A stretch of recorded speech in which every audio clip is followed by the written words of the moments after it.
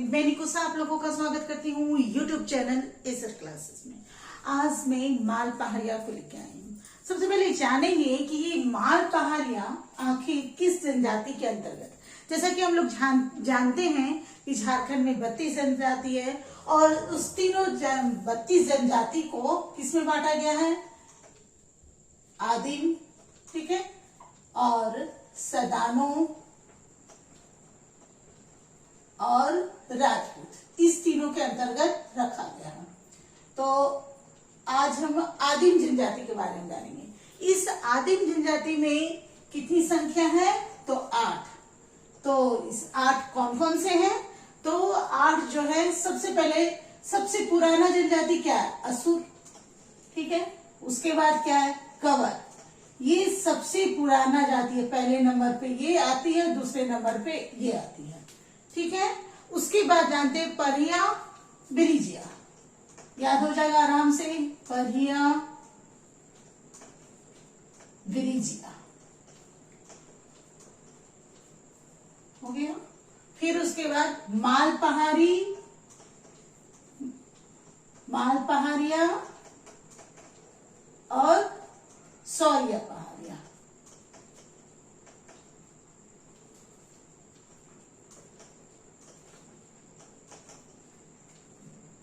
ठीक है। उसके बाद है सबर और बिरहोर, ठीक है। ये आपके 8 आपके आदिम जनजाति हैं। माल पहाड़िया और सौर पहाड़िया का पूछा जाए कि ये लोग कहाँ रहते हैं, इसका मुख्य रूप से स्थान कहाँ है, तो ये है संथाल परगना। स्थान यदि पूछा जाए कि हम मुख्य रूप से कहाँ रहते हैं, संथाल परगना, माल पहाड़िया भी सौर्य पहाड़िया भी।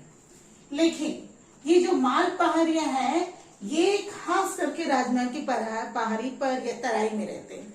लेकिन एक बात क्या है कि ये साहिबगंज क्षेत्र को छोड़ करके, दूसरा बात, ये अपने आप को मलेर भी कहलाते हैं। क्या कहलाते हैं? मलेर। ये अपने आप को मलेर कहलाना पसंद करते हैं। और दूसरा, ये सकरा जाति के वंशज को मानते हैं।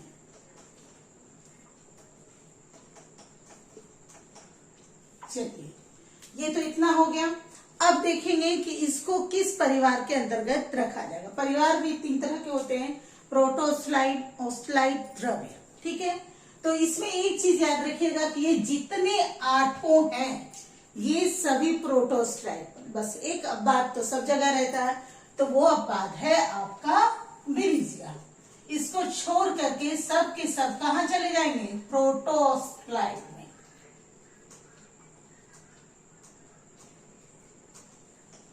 ओके, हो गया क्लियर? तो ये आदिम जनजाति है, प्रोटोस्लाइड है, अपने आप को मलेर कहते हैं। अब जानेंगे इसकी भाषा। तो ये लोग जो है मालतो भाषा बोलते हैं। कौन सी भाषा बोलते हैं?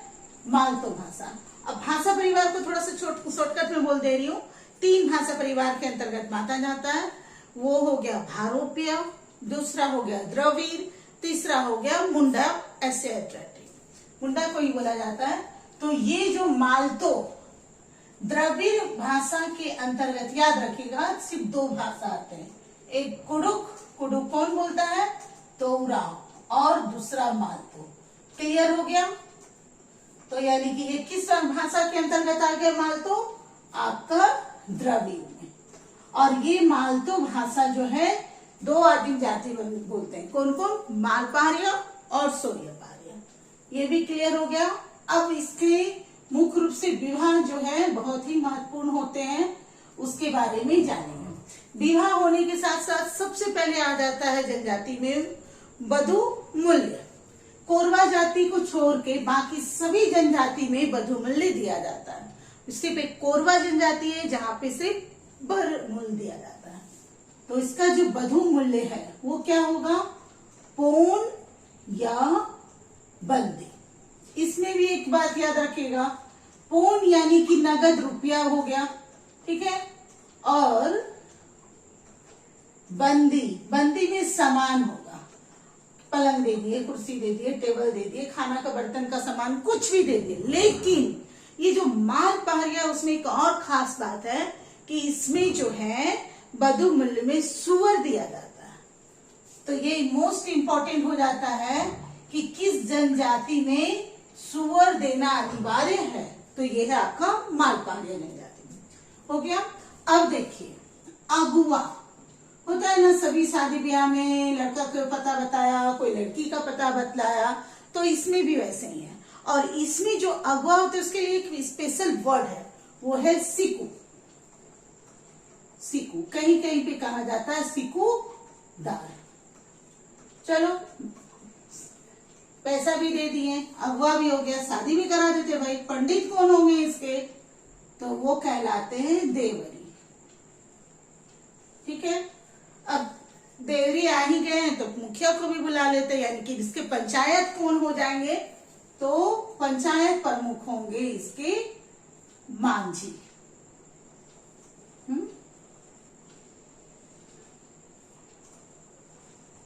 चलिए इतनी बातें आप अपना ट्रिक से इजी वे में रखिएगा। अब जो है खास इससे क्वेश्चन बहुत बार पूछा जा चुका है कि माल पहाड़िया लोग का मुख्य व्यवसाय क्या है। तो इसका जो मुख्य व्यवसाय है वो है कृषि। ठीक है। कृषि में भी ये कौन सी कृषि? तो झूम खेती करते हैं, झूम खेती। और इस झूम खेती को होता क्या है कि जो जंगल है वहां के आग जला दिए और उसी राख को उपजाऊ बना करके वहां पर खेती किए। फिर कुछ 2 साल 3 साल बाद उस जगह को छोड़ के फिर इसी तरह आगे जंगल में किए। तो इस ढंग से ये झूम खेती हुआ। झूम खेती को ये लोग एक वर्ड बोलते हैं, उसको बोलते हैं कुरवा। ये मोस्ट इंपॉर्टेंट है और आ भी चुका है एग्जाम में। क्या बोलते हैं उसको? कुरवा। उसमें भी इसका एक और महत्वपूर्ण बात है, सेम, ठीक है, टिकवा, डेम और बारी। ये चार, ये जो झूम खेती है उसके अंतर्गत इन्होंने इसको 4 भागों में बांटा। सेम क्या हो गया? सबसे उपजाऊ वाला। ठीक है, शॉर्ट में लिखती हूँ। अब डेम क्या हो गया? कम उपजाऊ वाला। ओके। और ये हो गया बीच का, ना ज्यादा उपजाऊ ना कम उपजाऊ, ये बीच वाला हो गया। बारी तो आप लोग लगभग जानते ही होंगे, होता है ना खेत के घर के पीछे थोड़े से जमीन बचे हैं, साग सब्जी फूल फल थोड़ा बहुत लगा दे रहे हैं, तो वो हो गया बारी, यानी खास करके इस सब्जी के बारे में हो गया। और कुछ बचे हैं। हाँ, माल पहाड़िया का जो है जनसंख्या देखिए, जनसंख्या इसका आदिम जनजाति में सबसे ज्यादा है। और झारखंड में इसका जो मतलब परसेंट होगा 1.57% है और 1,33797 इतना इसका जनसंख्या है। यानी कि पूरे ये आदिम जनजाति में इसका जो स्थान है वो प्रथम स्थान है। अब इसका एक, अब आ जाते धार्मिक के ऊपर। ये लोग पुजारी तो बहुत मतलब पूजा भी बहुत करते हैं। ये एक ऐसा जनजाति है जो इसके प्रमुख देवता है वो कहलाते हैं सूर्य, यानी सूर्य की पूजा करते हैं। और ऊपर में उसके बाद धरती गोसाई, और धरती गोसाई और भी कुछ एक वर्ड इसमें रहता है, धरती गोसाई बोला जाता है। धरती गोरासी गोसाई होगा, गोरासी गोसाई। ठीक है। और कहीं कहीं इसी धरती गोसाई को बीरूमती गोसाई भी कहा जाता है, या बीरू गोसाई, बीरूमती गोसाई या बीरू गोसाई। ठीक है। तो ये इसका प्रमुख है। इसके भी क्वेश्चन काफी पूछे गए हैं कि माल पहाड़िया में किस देवी का पूजा होता है, तो वो है धरती गोरासी गोसाई का।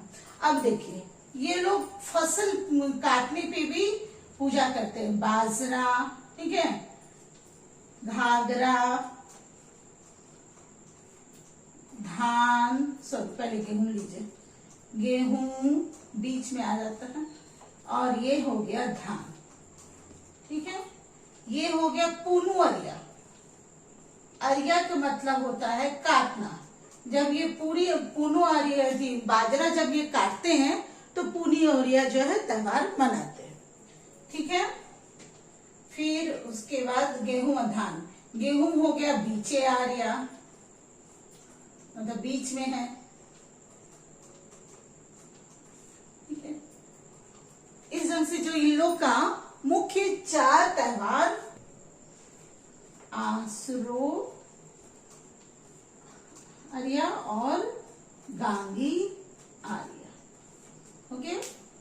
तो आर्या का मतलब होता है काटना, यानी पुनु आर्या बना रहे हैं तो कौन सा फसल काट रहे हैं? बाजरा। आसरो आर्या तो घाघरा। गेहूं यदि फसल काट रहे हैं तो बीचे आर्या।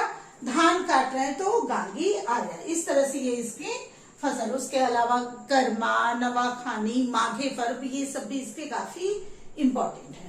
और एक बात और भी प्रमुख है, ये भी क्वेश्चन आ चुका है, इसमें गोत्र नहीं होता है। गोत्र के जो है नहीं होता है। तो फिर उसके बाद समगोत्रीय हो चाहे विषमगोत्रीय हो, किसी में भी शादी हो सकती है। आपको ये वीडियो अच्छा लगता है तो आप इसे लाइक करिए, सब्सक्राइब करिए, कमेंट करिए। Thank you.